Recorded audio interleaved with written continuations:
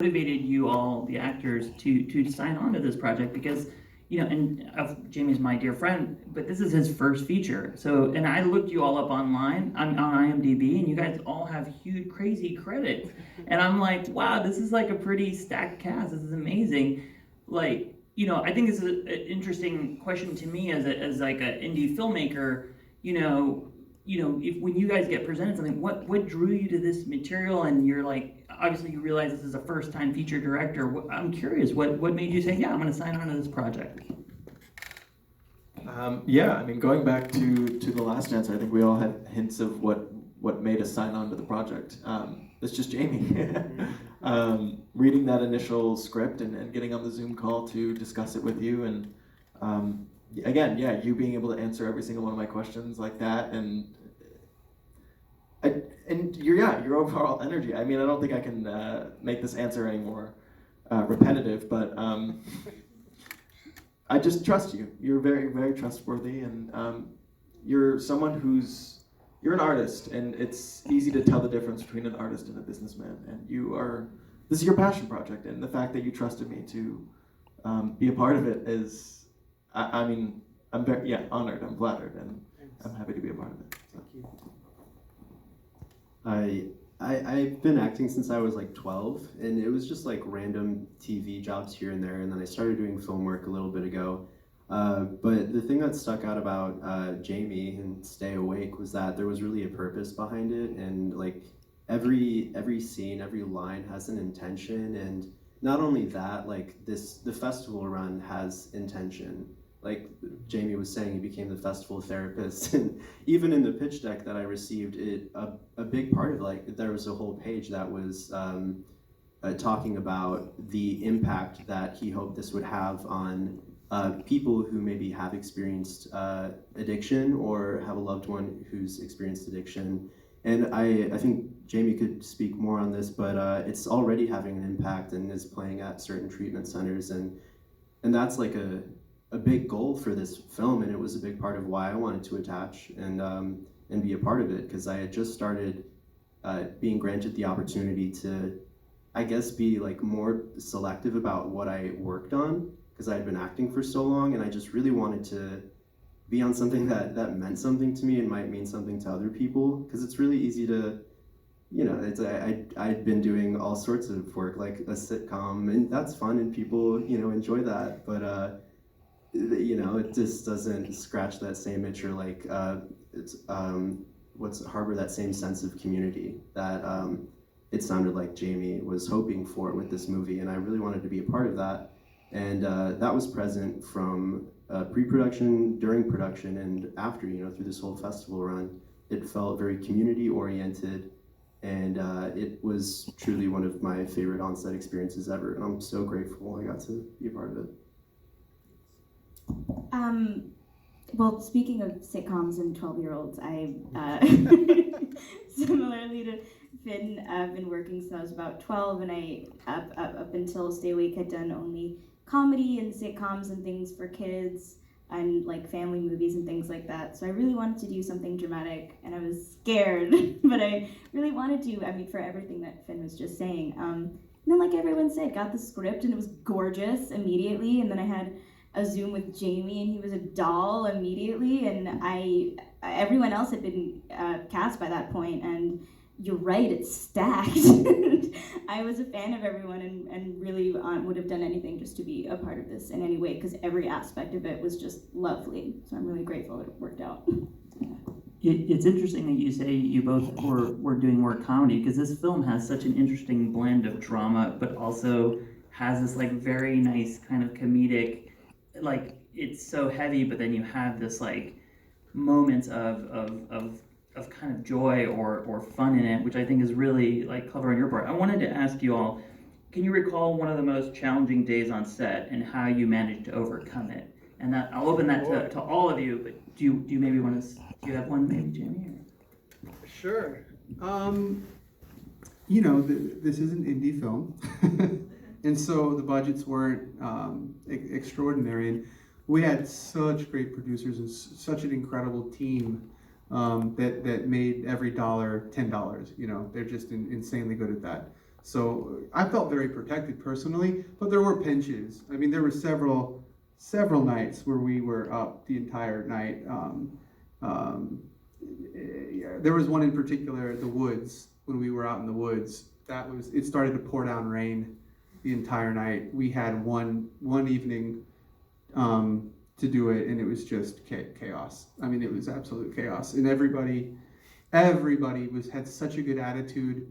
Nobody was really complaining all that much, and it was a real challenge. But I at that point, looking back on it, I was just so grateful because everyone was just so on board, and everybody was really committed to trying to make that night work. So that was mine. I mean, for me, it would probably be emotionally, for sure, the elevator scene was something I was stressing about since I read the script.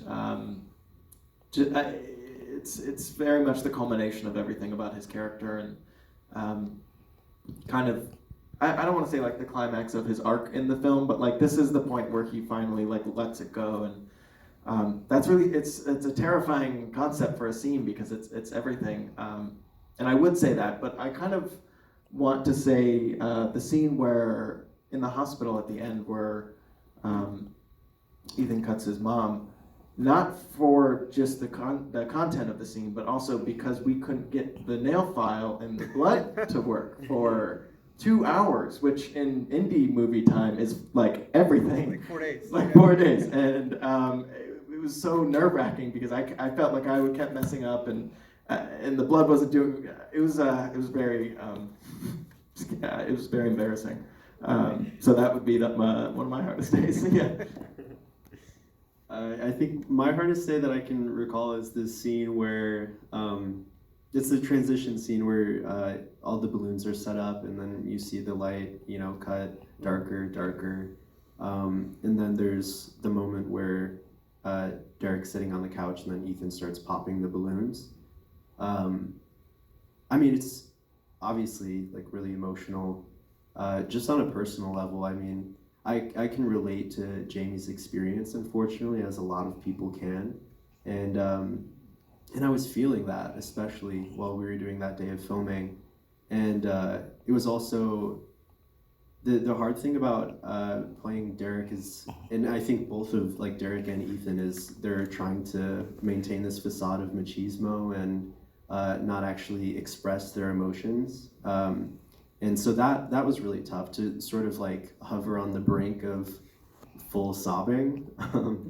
And again, with the balloons and the popping, there was a lot of resetting. It was a kind of tough shot to get. So I was sort of just sitting there for a long time on the verge of sobbing, and it was really uncomfortable. That being said, though, I've had done a few really dramatic things. Like I had a slew of heavy drama going into Stay Awake, and for that reason, I became really protective of myself emotionally, but Jamie is such a sensitive and thoughtful director that I always felt really safe, especially during those scenes. I never felt like he was trying to push us or poke us in any way. It felt very like safe, to explore that and only take it as far as we felt comfortable. So while that was a really tough thing to film, it was also really exciting, like looking back on that and realizing that, a director does really set the tone and can protect their performers, and I really appreciate that. So thank you, Jamie. My nights were pretty chill. I maybe my first night on set, but just for me because I was so nervous and like filming the cups and like my hand was shaking. But everything worked out. It's fine. And like you were saying, like when the energy on set is what it was, and everyone acted the way they did, which is kind of rare in the industry, I think, where everyone genuinely wants to be there, genuinely is having a good time and is respectful of each other and is enjoying the work and wants to be making this movie. Like I think I would get home at like, or get back to the motel or whatever at 5-6 a.m. and say to my mom like, yeah, long night, late night, but like, gosh, the director is just so loves making movies. He's having so much fun. And I don't think a night can be truly hard when that's the energy leading everyone. Not to mention, Not just his energy, but the energy of I don't know how many Red Bulls. And I remember specifically in the bowling alley when you had I don't know how many Red Bulls and whatever other caffeinated products, and then you like got on the floor and started doing push-ups because you were so excited, and I loved that. That was great. Or tired. Yeah, or tired. To go back to sort of that scene with the cups, which I thought was insanely brilliant, and then with the balloon scene as well, and just how like you had those jump cuts and how dark it went, and then even them in the woods, how dark. I was like, this is some bold choices, and I'm just curious, Jamie, like, were those all sort of pre-planned on some level? Because you could have kept it on the wide for them with the cups, or gone to their faces. I'm sure. Did you have that coverage? And I guess my question is, I feel like you made some very bold choices in this film, and where did you were those pre-planned? How much did you know beforehand that you were going to go in those directions? Well, thanks. A lot of it I had a lot of prep. This was during COVID. We maybe in some ways had more prep time than usual. So I would sit on my desk and just think of shots. But what I realized really quickly was once we were on set, we didn't have time for any of those shots, and so a couple of those stayed around. But honestly, what happened was the further I got into it, the more confident I became with my own instincts, and I stopped really using my shot list as much, and I just started sort of working on what was available to us. And other directors have told me that might happen and to lean into it, and so I tried, and I think it was. I'm glad I did, and I think hopefully I continue to explore that. But I'm gonna follow up, like with the cup scene specifically. Did you all know that it was gonna stay so much on the cups? I thought you guys it was so cute. It's probably one of my favorite scenes in the movie, and I'm just curious. Did you all know how that was being shot, or did he explain that to you? I'm curious. Yeah, I mean, I think we had an idea of how. I didn't know when it was going to cut to a medium or that sort of stuff. But I thought that we'd spend most of the time with the cups, which I loved. I thought it was such a clever take, and also I like there's like a few times throughout the movie where there's these like sort of childlike symbols that are used to convey really dark moments, like the balloons and like these cuppets. I really appreciated that because that perfectly encapsulates the experience of Ethan and Derek. Like they're these parentified children who should be focusing on like having fun and like having crushes, but under the surface there's there's a darkness and there's a lot of pain.